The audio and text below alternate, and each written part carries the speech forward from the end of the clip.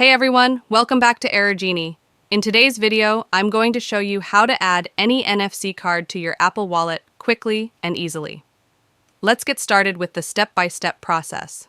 First off, make sure your iPhone is running iOS 13 or above. If you're using an older version of iOS, this method won't work. Open the Settings app on your iPhone. Scroll down and tap on General. Tap About, and you'll see your current iOS version listed at the top. Next, you'll need a third-party app to handle the NFC functionality. Go to the App Store and download the NFC Tools app. Open the App Store, search for NFC Tools and install it. Once the installation is complete, open the app.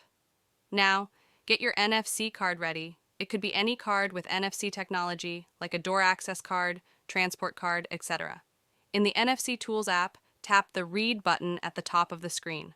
The app will prompt you with Ready to scan. Approach an NFC tag. Hold your NFC card near the top of your iPhone where the NFC reader is located. Once the NFC card has been scanned, the app should automatically detect the card and give you an option to add to Apple Wallet. Tap on this option and follow any on-screen instructions to complete the process.